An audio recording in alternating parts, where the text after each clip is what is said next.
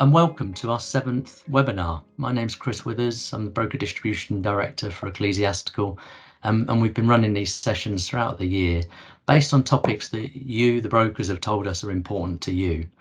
If you've missed the previous 6, then you can go to our broker training hub on our website and you can see recordings of them. And we've had sessions on mental health, on coaching, sessions with Andy Bounds on sales training, climate, LinkedIn, how to get the most out of LinkedIn, and we had a previous session with RWA on training and competency. So do please go to that broker training hub on our website to see the recordings. But today we welcome RWA to talk about consumer duty, and some of you may have heard the podcast that we launched last month, covered in 15, with Kirk and Steve to talk about consumer duty and to get a really sort of quick view, hot off the press, in terms of what consumer duty means for you. Today is a more in-depth session, so we very much look forward to this. We're going to have sort of 45 minutes of content, of 45 minutes of presentation, and then there'll be time at the end for questions. But if you have a question and you think I might forget it by the end, then please do just add it into the chat, and I'll read those out towards the end. So without further ado, I'm going to hand over to Kirk. Thank you, Chris, and welcome everyone. So delivery of today's webinar will be by myself, Kirk Ford, Deputy Head of Compliance at RWA, and my colleague Steve Walton, Head of Compliance at RWA. So today's session is focused on being informative and thought-provoking on the key areas of the consumer duty. We hope you find the session of value. It will last about 45 minutes, just as Chris touched on, and it will be time for questions at the end. Next slide, please, Steve. So we're going to look at the objectives. So by the end of the session, you will understand the overall aim of the consumer duty, know the 3 elements of the consumer duty, which are the consumer principle, the cross-cutting rules, and the 4 outcomes. You will have more information on the cross-cutting rules, and you will have a better understanding of what the 4 outcomes are. Next slide, please, Steve. So the FCA, if we have a quick look at the background and what the FCA have said on this.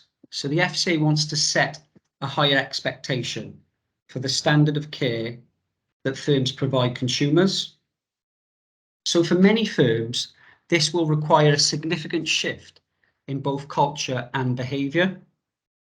So firms consistently focus on consumer outcomes and put consumers in a position where they can make effective decisions.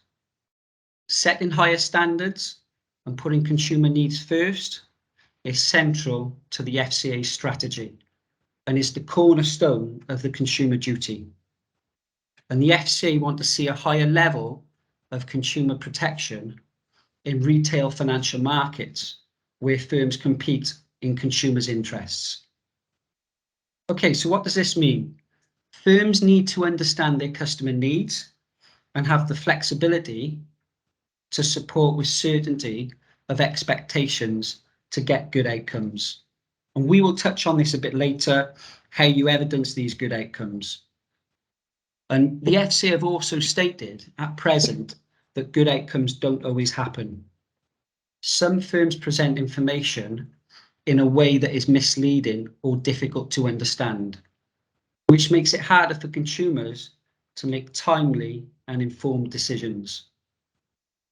Some firms sell products or services to consumers that are not right for them or don't offer fair value.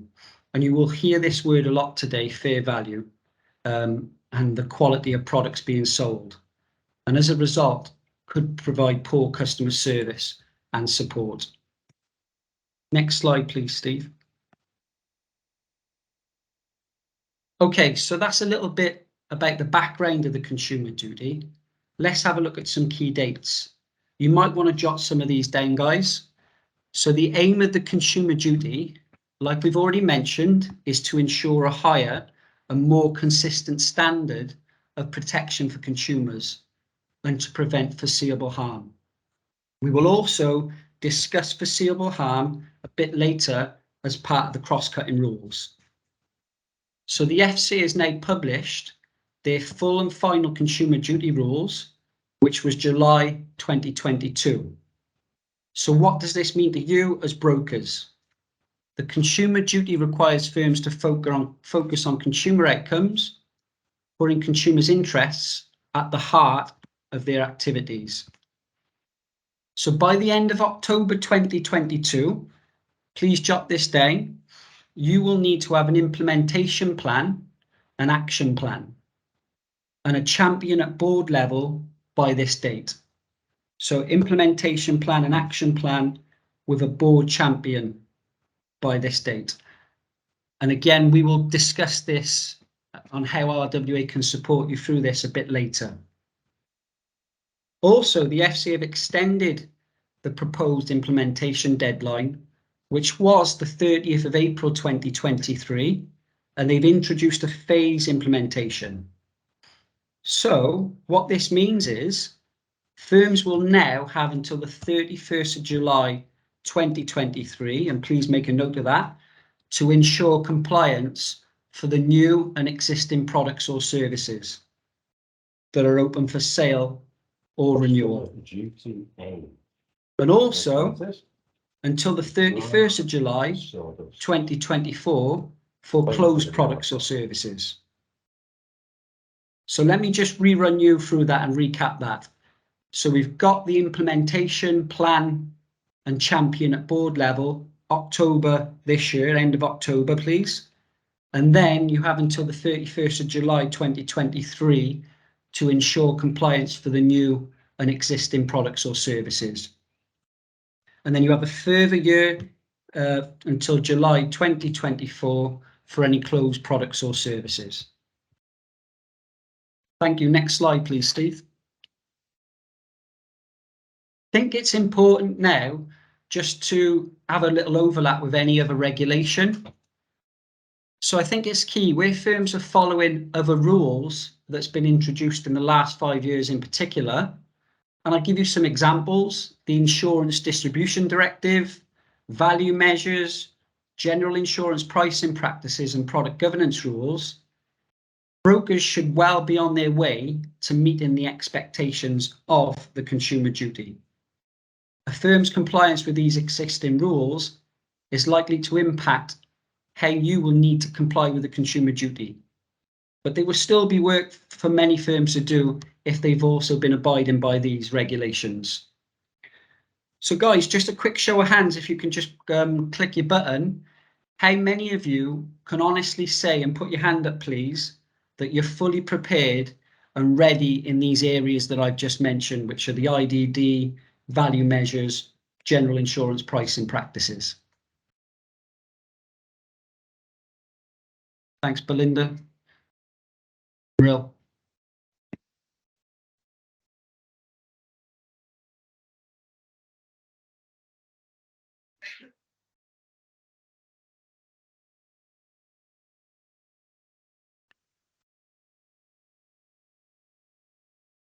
Just give you some more time, guys, just to think it through, and if you think you need to click the button, please do.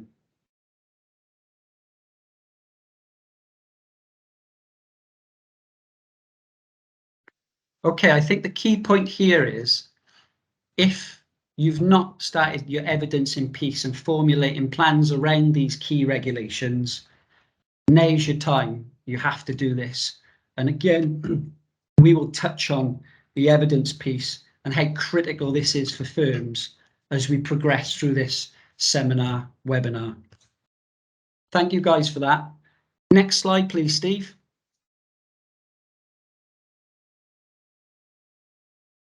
Okay. I want you to think of the consumer duty as it's part of the three elements of the consumer duty, but think of this as a pyramid. So right at the top of the pyramid, which we're head as point 1, is the consumer principle. So what does this mean? A firm must act to deliver good outcomes for retail clients, which reflects the overall standards of behaviour the FCA wants from firms, and which is developed by the elements of the consumer duty. So as we progress through the slide deck, through the webinar, we will be looking at this consumer principle and how we can evidence these good outcomes. A more outcome-focused approach will also give firms greater flexibility to adapt and innovate. Outcomes-based regulation can be applied more easily to change and with market developments that are detailed and that are more detailed in comparison with prescriptive rules. So this means consumers are better protected from new and emerging harms. Firms can also innovate to find new ways of serving their customers with certainty of our regulatory and FCA expectations. So that's first part. That's the consumer principle. So right in the middle of this pyramid, we've got the cross-cutting rules. So what are they? Number one is acting in good faith towards retail customers. Number two, avoid causing foreseeable harm to retail customers. And the third one, enable and support retail customers to pursue their financial objectives. And next in the slide deck, we will look at these in a bit more detail for you. And then right at the bottom of the pyramid, guys, we've got the 4 outcomes, which give a more detailed expectations for the key elements of the firm's consumer relationship. So these outcomes are made up of 4. The first one being products and services, second one, price and value, and then we've got 3 and 4, which are consumer understanding and consumer support. So the focus as we progress through this webinar now will be the cross-cutting rules and the 4 outcomes.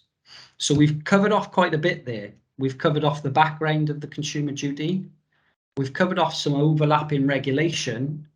And we've also looked at the 3 elements from a high level perspective. I'm now going to hand you over to my colleague, Steve Walton, who will talk you through the consumer principle in a bit more detail. Thank you, Steve. Thanks, Kirk. Good morning, everybody. So let's look at consumer principle in a bit more detail. Let's focus on that top tier of the consumer duty triangle and look at the principle in closer detail. So what does this mean for brokers and how can they evidence good outcomes? So the key aspect here is management information, MI. MI will demonstrate to both yourselves and the FCA, if ever they were to interact with the firm, that your firm is consistently treating customers fairly, is delivering the required consumer duty outcomes. So a rhetorical question to ask yourselves is, does your firm say, for example, consider customer feedback? It's right to point out that there's not a regulatory requirement for you to seek customers' feedback and act upon it when it's provided, but generally across the market it's regarded as a good example in practice, which can be an important constituent in the development of strategies and services going forward. The collaboration of appropriate MI will enable firms to test and gauge its initiatives and approaches.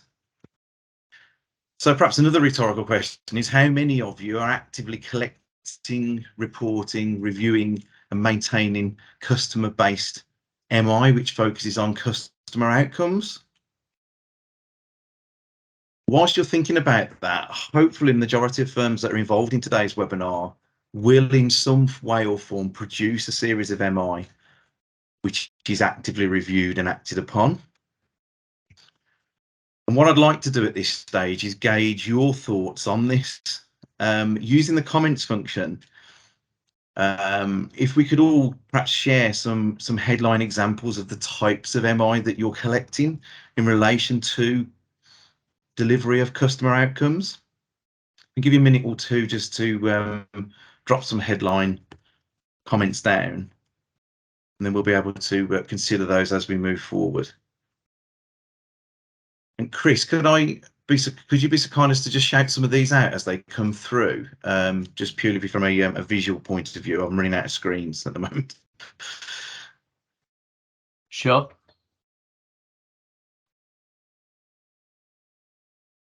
So just to summarise, guys, what we're looking for is just some headlines of the types of management information that we're collecting and reviewing within your organisations. Steve, can I just give a little bit of a nudge of support here and help the brokers out? So, Of course you can, yeah, fire away. things you might want to think of: complaints, which are already on the screen, lapses, new business, cancellations. You might even want to think of things from a vulnerable customer perspective, but yeah, there's just a few that you might want to add in your comments box, just to give you a bit of help along the way. Okay. Yes. We're having those types of things come through at the moment. Well, we had one request to repeat the question, so just do that, and then that'll buy us a bit more time, because the answers are starting to come through. Yeah, brilliant. Perfect. Okay, so all we're looking for is just some headlines of the types of MI that, as firms, you're actively collecting, reviewing, and acting upon, which are hopefully giving you indications of the delivery of your customer outcomes. And Kirk gave some examples. I think the first one he gave was complaints-based MI, that type of thing. Yeah. So they're starting to come through now. So we've got repudiated claims, review of complaints, QA as part of product reviews, file audit reports, midterm adjustments, lapse and cancellation rates. No, but you don't have to look at it again. It's whether or not you considered it in respect to the consumer. Sorry? Somebody's come off of mute there. That date of contract certainty and lapse, claims not covered. Brilliant. Okay. I can pick up that. I think it's really encouraging that actually, it's not rocket science, but we're all around the same wavelength and the same thought process here on this. The types of MI that you as organisations should be collating is things like complaints MI.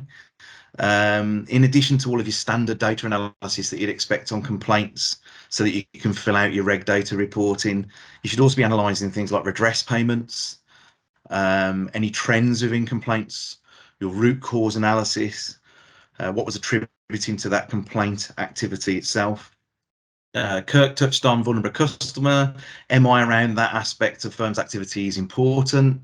Steve, can I come in on that? Vulnerable customer aspect. Sorry.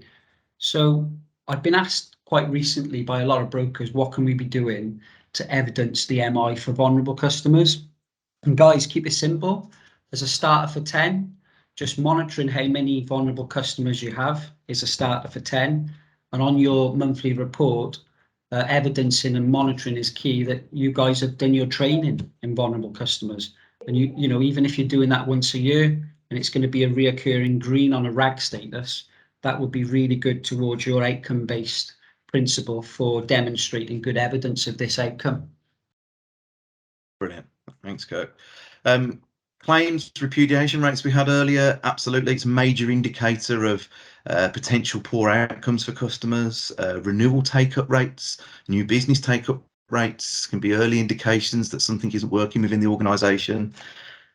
Midterm adjustments volumes, particularly within a qualification period of the risk being placed, that can usually identify or indicate that there may be a flaw within the initial sales process. We've touched on training, CPD, delays within your renewal invite procedures, what you're setting to invite at X amount of days before renewal, what you actually invite at, again, indications of perhaps delivery of failed processes or indicators of poor outcomes.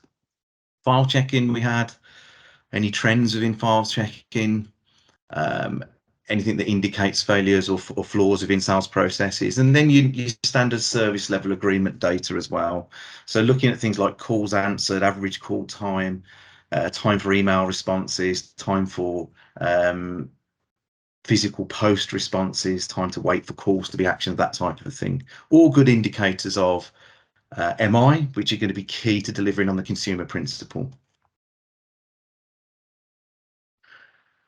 So let's look at the cross-cutting rules then. As Kurt mentioned before, firms are required to act in good faith towards retail customers, avoid causing foreseeable harm to retail customers, enable and support retail customers to pursue their financial objectives. There was talk of an additional cross-cutting rule focused on vulnerable customers. However, this hasn't been taken forward from the consultation. They've instead decided to embed consideration of these consumers at every part of the customer journey. And where the consumer duty rules reference consumers in vulnerable circumstances, they do so in a way which is consistent with existing FCA guidelines for the fair treatment of vulnerable customers. So it needs to be part of all aspects of your thinking.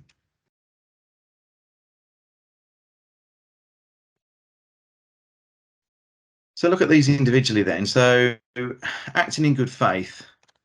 So firms act in good faith in their communications and interactions with their customers, presenting things in a balanced way that accurately represents the benefits and the risks. They act in good faith at the product or service design stage by designing products or services which support the objectives and needs of the customer in the target market and that offer fair value. So I want you to think of your firms and examples of how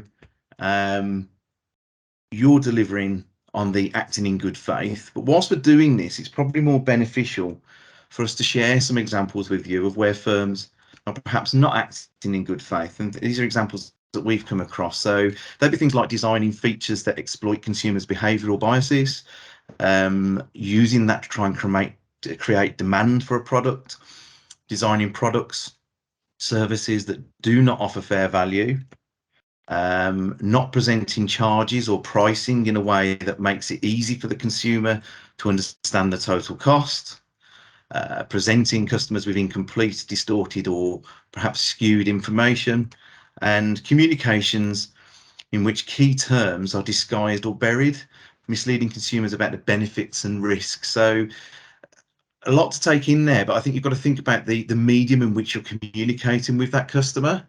That may predominantly be a telephone-based conversation. You should also think about the disclosure of information when face-to-face or through online journeys as well.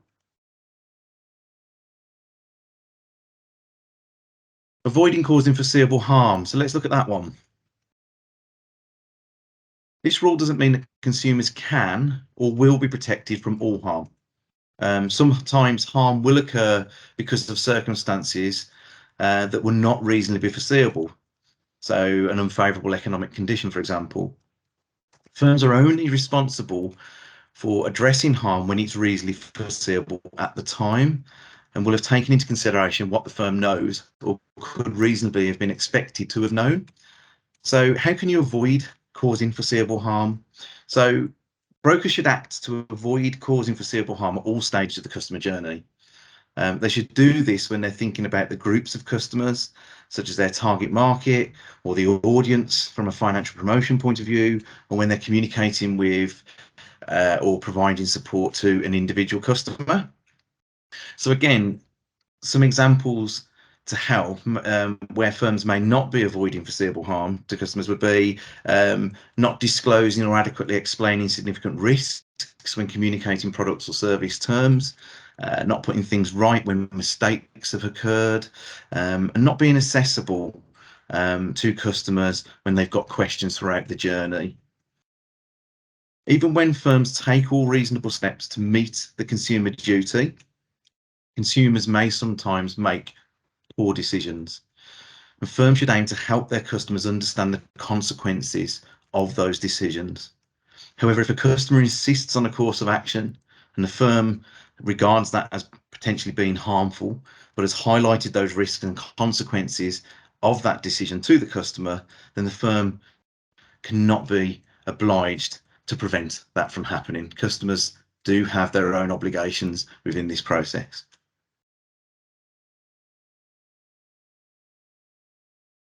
So finally, for the cross-cutting rules, let's look at supporting customers to pursue their financial objectives. Firms must act to enable and support customers to pursue their financial objectives. This rule is concerned with the financial objectives of the consumer in relation to a product or service. It applies throughout the customer journey and the life cycle of the product. So how can firms enable customers to pursue their financial objectives? Firms need to take steps to ensure that their products and services function as expected and provide fair value. Communications should be clear, and consumer support must not create unreasonable barriers. The rule doesn't remove the responsibility that consumers have for their actions. However, consumers can only take responsibility where they are enabled and supported to make informed decisions. So firms must proactively focus on putting customers in a better position to make decisions in line with their needs and financial objectives. So again, some examples where firms may not be enabling and supporting customers to pursue their financial objectives would be things like charging unreasonable exit fees, which discourage consumers from leaving products or services that aren't right for them, preventing them from going out into the market to get better deals, putting barriers in place for that, creating sludge within a journey, complexity in consumer journeys, that friction that prevents the customer from taking actions such as cancelling a product, amending terms, that type of thing. Not helping your customers navigate the information that you provide or making it easy for consumers to identify the key information and their available option. Again, think online journeys, how that information is being provided throughout the journey, what prominence there is, where it's positioned, and making it mandatory for customers to communicate via a certain channel.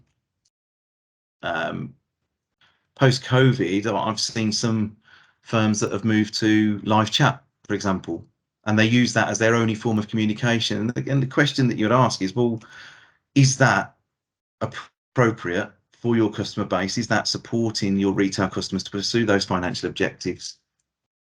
I'm not necessarily saying it's wrong, it's just there's some challenges there that you need to overcome from a service level standard point of view. So quite a lot to take in on those slides. I'm going to pass back to Kirk now. He's going to take us through the detail of the outcomes. Thank you, Steve. So yeah, we touched on the consumer principle there and the cross-cutting rules. So as Steve has mentioned, we're going to look at these 4 outcomes. I've already mentioned, it's worth mentioning again, these are the governance of products and services, price and value, consumer understanding, and consumer support. And I think it's worth mentioning at this point, RWA have developed a consumer duty gap analysis, which focuses on the main requirement of the outcomes and areas that support them. The outcomes are the key detailed elements of the consumer duty that underpin the consumer principle. So I know there's a few brokers on here today that we've carried out this gap analysis with, and it forms part of the implementation plan, which is the deadline for October. So they've ticked a massive box there by going through this gap analysis with us. So it's worth getting in touch. If you want more details, please drop us an email. Okay, next slide, please, Steve. You might want to skip that one and go to slide 15, please. So point 1 of the outcomes is the governance of products and services. So what does this mean? Harm occurs where products or services are poorly designed or distributed widely to consumers for whom they are not suitable. The products and services outcome is central to firms acting to deliver good outcomes. It sets out a range of requirements, including the need for relevant firms to, and you might want to make a note of these, ensure that the design of the product or service meets the needs, characteristics, and objectives of consumers in the identified target market.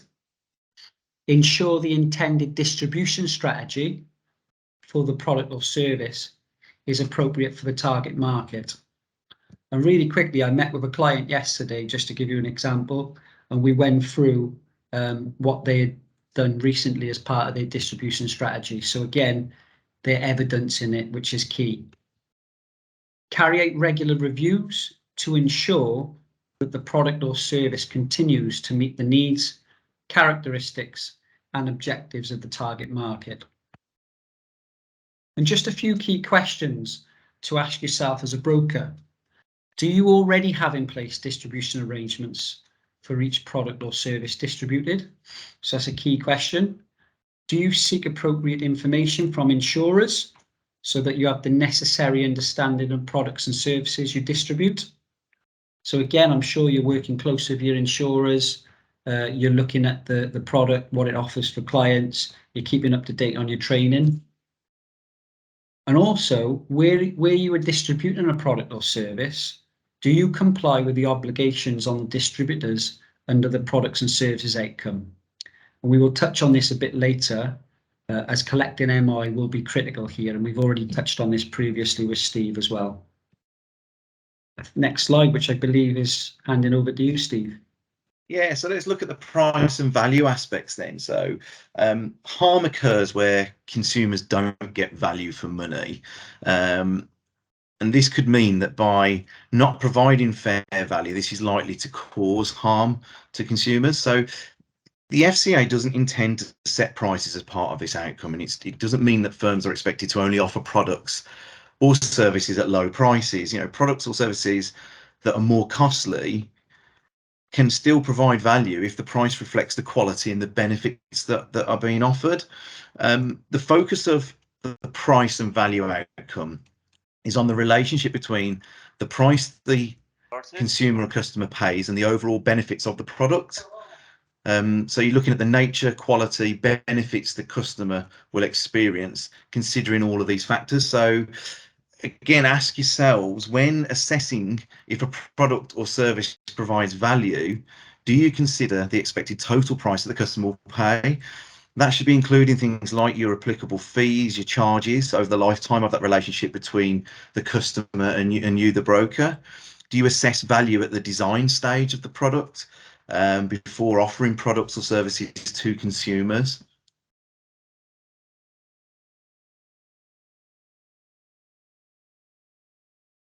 So let's look at customer understanding. Consumers can only take responsibility where firms' communications enable them to understand their products and services, the features and the risks of that product, and the implications of any decisions that the customer may make. So as brokers, you should support your customers by helping them to make informed decisions about financial products and services. So what does it actually mean from a practical standpoint? Brokers should support customers' understanding, ensuring that communications meet the information needs of retail customers, that there's confidence that they're likely to be understood by the average customer that's intended to receive the communication, and it equips that customer to make decisions that are effective, timely, and properly informed. Brokers should ensure that communication or the communication of information is done in a way which is clear, fair, and not misleading. And brokers should tailor communications, taking into account the characteristics of the retail customer that's intended to receive the communication. Also considering any characteristics of vulnerability that may have been identified, the complexity of the product, the communication channel that's being used, and the role that the firm is playing in the chain. Brokers should ensure information provided to retail customers is accurate. It should be relevant, should be provided on a timely basis. So an example there, think about add-on information presentation. What point of the customer journey are you highlighting this? Is this provided at the end of the sales process for the core product, or at the point in the core product journey where the gap is perhaps identified and is most relevant to the customer? You should test, monitor, and adapt communications, support understanding and good outcomes for retail customers. So again, ask yourselves, are you explaining relevant context to customers? Is there a use of any jargon or technical termination within what you do? Are you communicating in a simple way to your customers? And are you providing relevant information at an appropriate stage in the customer journey?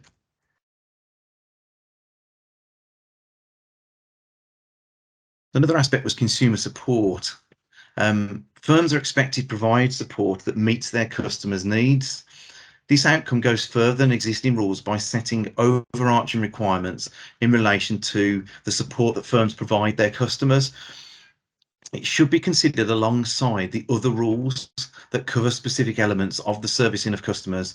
So that'd be rules such as the FCA dispute resolution for complaints, the DISP handbook. Under the consumer support outcome, firms are required to consider the support their customers need and make sure that their customers' processes meet those needs. Firms should support customers in a way that takes their needs into account, such as designing processes without those unreasonable barriers. That will help to present consumers from realising the benefits of a product or service. They should ensure that they operate in a way that's in the customer's best interest. It should include not imposing unreasonable additional monetary or non-monetary costs to consumers, for example. Brokers need to monitor the quality of the support that they're offering, looking for evidence, that MI, that may indicate areas where there has perhaps been a shortfall within the intended outcome. Brokers need to look to act promptly to address these and ensure that they do not disadvantage particular groups of customers, including those with those identified characteristics of vulnerability. So again, some questions to ask yourself here is, are you supporting customers throughout the life cycle of products or services? After the point of sale, for example, particularly if they want to make an inquiry, log a claim, make a complaint, or switch a provider. Does your consumer support enable your customers to get what they paid for without unreasonable barriers? So again, think around that logging of the claim process. Is it a straightforward, clear process that the customer can engage with yourselves?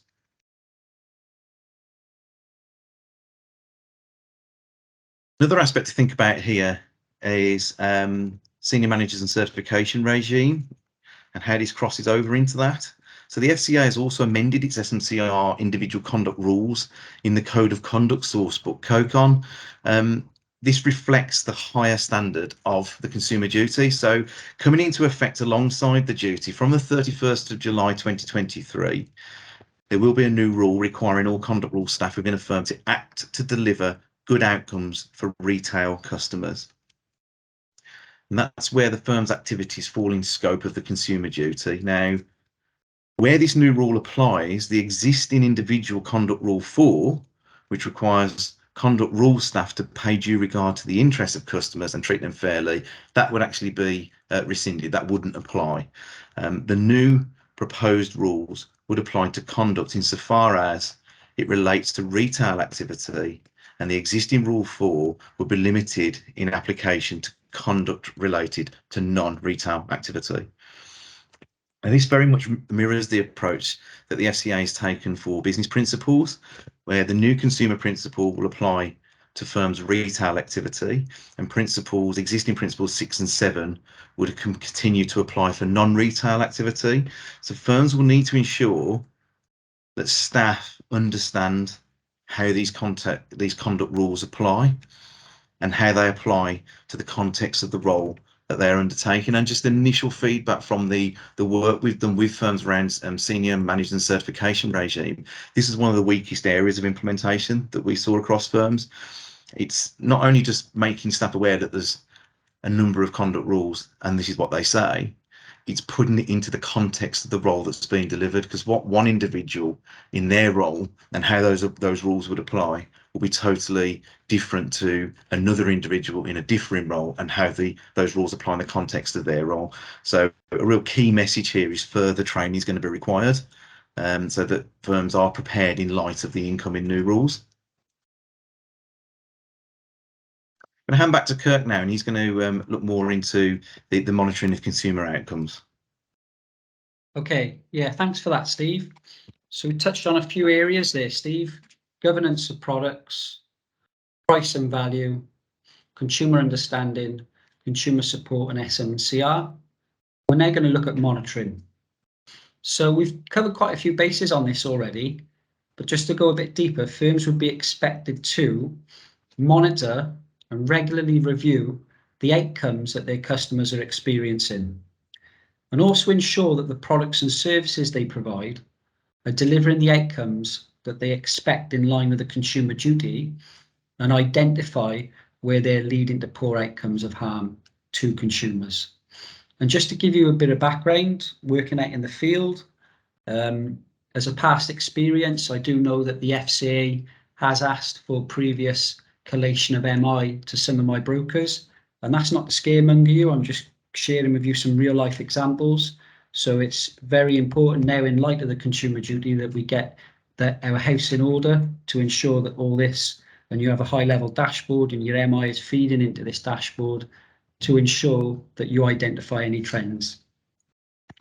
Also, firms will need to identify sources of data to enable them to assess whether the outcomes that their consumers are experiencing are consistent with their obligations under the consumer duty. So through the monitoring of consumer outcomes, firms would be expected to, and again, you might want to make a note of these, identify and manage any risks to good outcomes for consumers, spot where consumers are getting poor outcomes and understand the root cause, just as what you would do with complaints. When you get a complaint into the firm, you would understand what's happened, what's went wrong, and investigate the root cause analysis on that. Have processes in place to adapt and change products or policies and practices to address any risks or issues as appropriate, and also be able to demonstrate how you as a firm have identified and addressed issues leading to poor outcomes. And I think it's important to mention at this stage, a firm's board or equivalent managing body would be expected to consider a report from the firm assessing whether it's acting to deliver these good outcomes to its customers. And what it's said in the FCA statement, this should be done at least annually. And before signing off the assessment, the board or senior management team should agree the action required to address any issues which are impacting on the firm's ability to act to deliver good outcomes, and agree whether any changes to the firm's business strategy needs to be done. And again, I believe we've had a question on this, which we can touch on a bit later. Next slide, please, Steve. So what other things should you consider as a broker? I think the first question you should ask yourself is, do you actually produce management information on consumer outcomes? I think that's the starter for 10. This MI should be appropriate to the nature, scale and complexity of the business. So considering things like the size of the firm and the products and services you offer and the consumer base. Yeah, and I think proportionality is key here. And also the next question, if you have this in place, are you confident that you can evidence this monitoring if requested by the FCA? So 2 key questions: do you have and produce the MI? If so, if it's requested by the FCA, can you evidence this? And do all senior managers within the firm take responsibility for ensuring that the business of the firm complies with the requirements under the consumer duty on an ongoing basis? Thank you, Steve. Over to you. Okay, so let's consider what brokers should do when they identify an issue. Where issues are identified, brokers should be looking to address those appropriately. Again, not rocket science. Potential interventions, they could include things like removing or discontinuing a product or service, adapting a product, looking at design, fees, charges, communication of information, that type of thing. The operation or distribution channel, you could look to adapt that, or where customers or consumers have suffered harm, ensure that you're providing them with appropriate redress. There's significant crossover here into the SM&CR senior managers and certification regime, and any senior managers that are on the call today, don't forget the duty of responsibility that you all have as individuals. If an issue is identified within your business, even if it's an area of the business that doesn't fall under your immediate control, as a senior manager, you have a duty to ensure that the issue is resolved. And that also extends to checking that the resolution that's been implemented has worked, it's had the desired effect.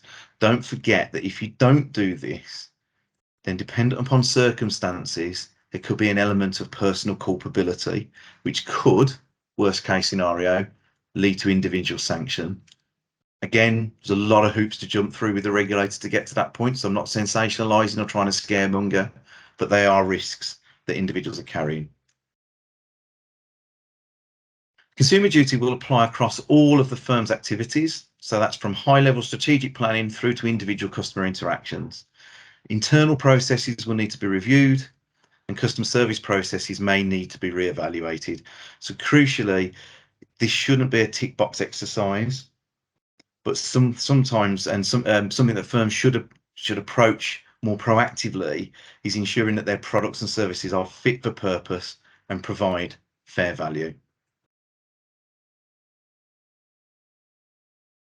Hopefully by now you should all be thinking about where the gaps are within your business, what your plan of action will be, and who you will need to engage with within your firm to ensure that you're prepared.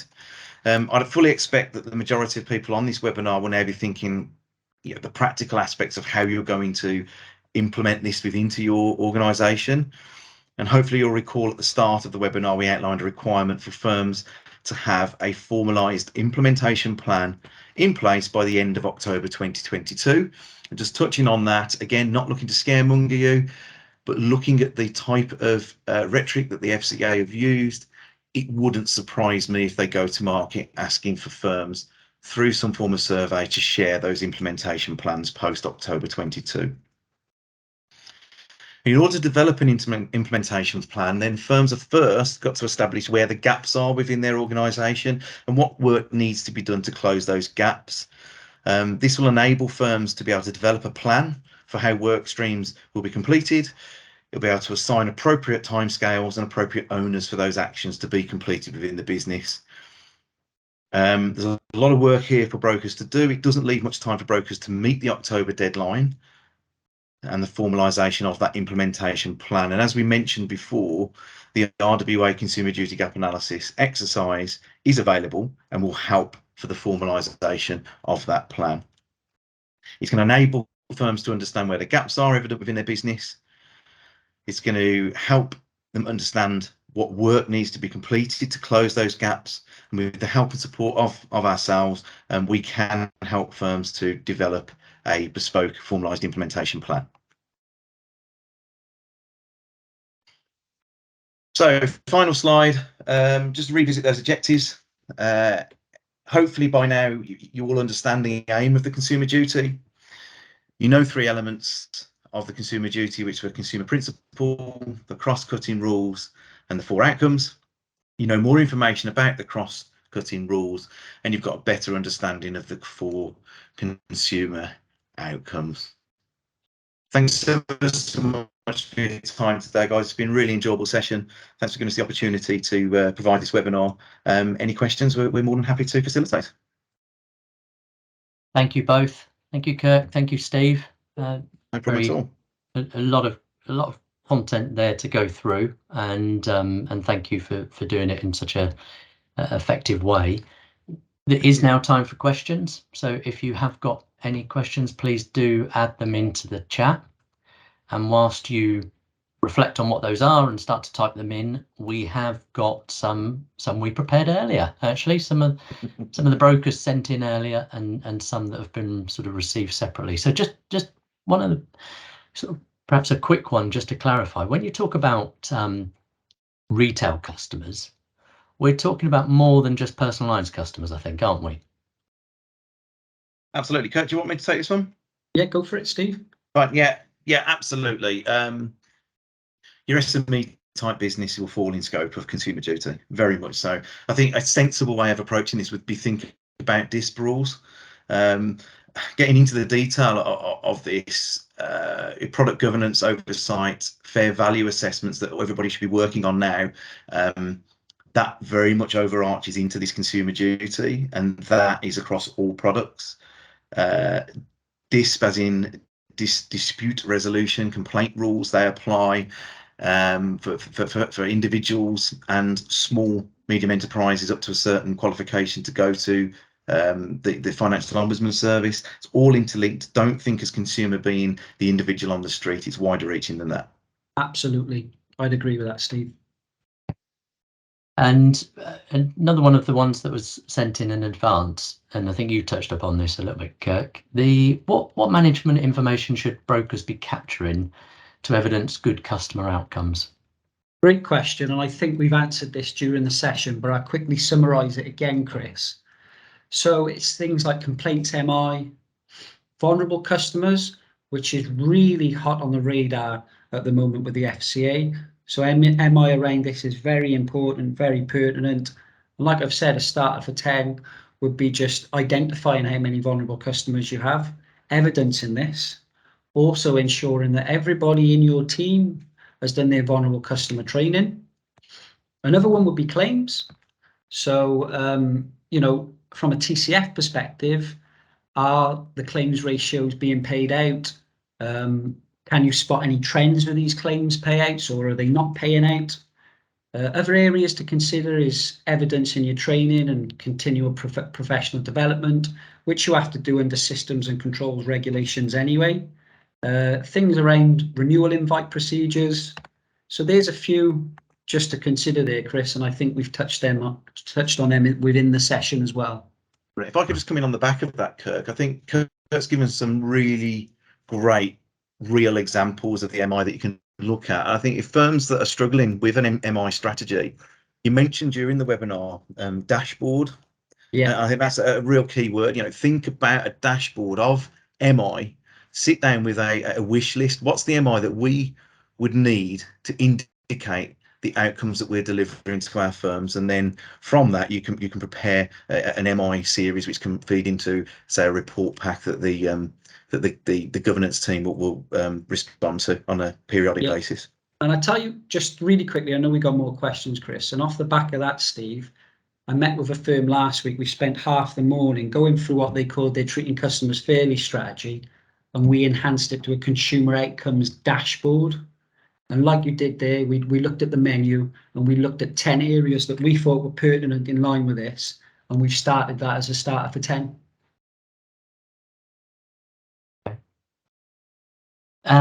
We've got another one here which came in advance as well, which was, what should brokers be doing as a priority in readiness for the consumer duty? You could say everything that you've just been talking about, I suppose, but what would be the real priority? Do you want me to start this one off, Steve? Yeah, fire away, mate. The priority here, Chris, is the implementation and action plan, and that has to be done by the end of October. And a lot of firms are not aware of this. There actually needs to be a board champion backing this, and they need to take the mantelpiece for this. So an SMF function holder, senior manager within the firm, that would be a start for 10, because what you can do from there, you can really articulate what that plan is going forward, and then we can prioritize it, what the next steps are and what the actions are. I think, yeah, absolutely spot on. That's the key deliverable. I think in terms of how do you get to the delivery, the creation of that implementation plan, you're going to need to assess your firm to identify where the gaps are. It's very convenient for us to sit on here and say the gap analysis will provide that solution, but it will. Similar type of exercise, if you don't engage RWA, will need to be done internally to understand where your gaps are against the duty, so that you can build that implementation plan that is bespoke to your firm. Absolutely. Yeah. Okay, and we've got some questions come through on the chat as well. The first one is an easy one that I can do. Can we have a copy of the slides, please? The answer is yes, but we can do better than that.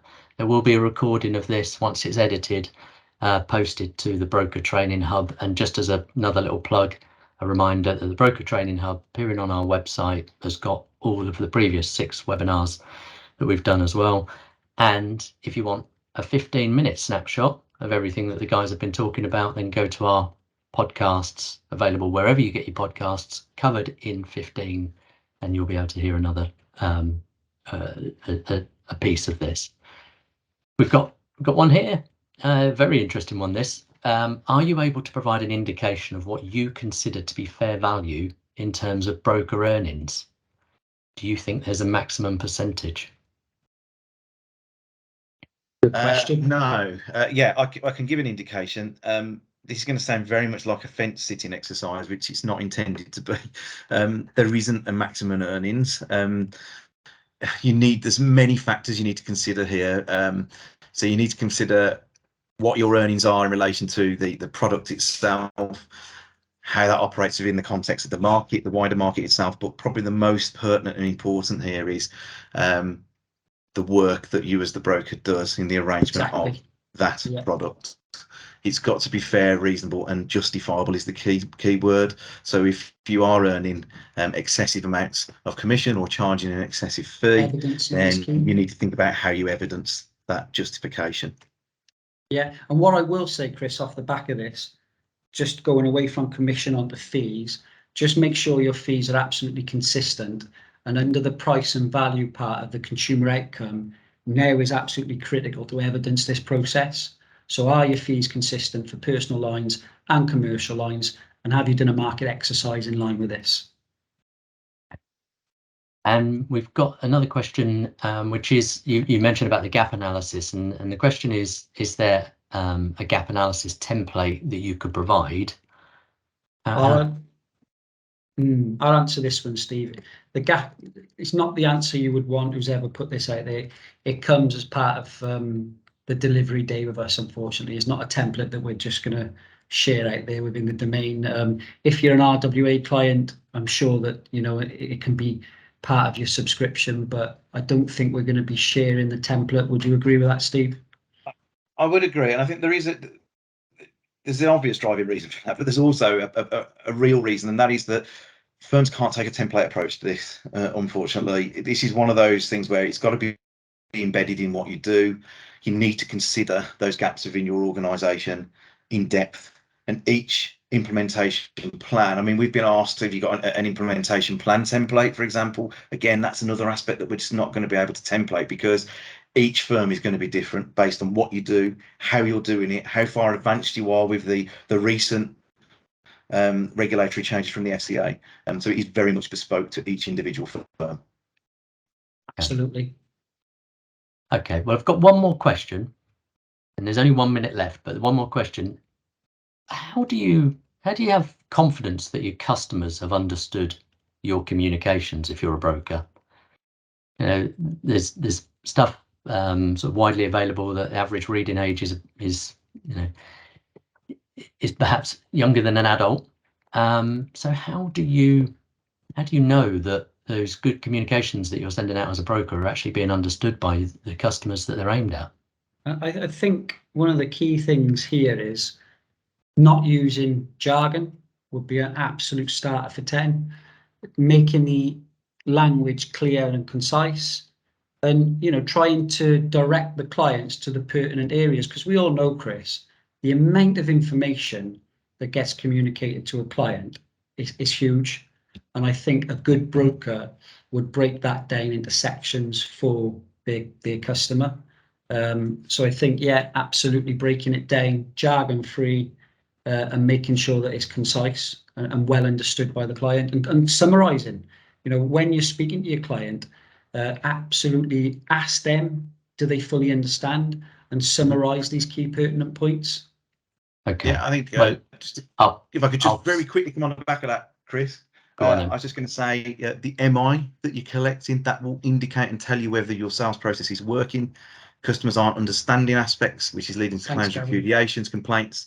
That key information will be in there. But also, one thing that I heard a broker saying that really resonated with me was that everybody will know somebody who they consider to be displaying characteristics of vulnerability now. Just rhetorically put them through your sales process. If that person was to be faced with this situation in our sales process, in our communication process, would we be happy for them as a friend or relative to be subject to how we're treating our customers? And I think that puts you on a really good standpoint for the fairness and equality of how you're treating customers, particularly around online sales journeys, that type of thing. Do you know what? I'll have to wrap it up there, but it's been a really good hour. The feedback that's come through on the chat has been very positive, and you guys have hit the mark. But we've taken an hour of your time, we've taken an hour of the audience's time, and thank you very much for everybody that's spent this time. The RWA details are kind of on the screen, so if you do want to follow up, then please do follow up directly with Kirk and Steve, and we will share the slides and a recording as well, because we want to help our brokers through this change that's coming. But yeah, thank you everybody for joining us on the call, and thank you to Kirk and Steve for your content.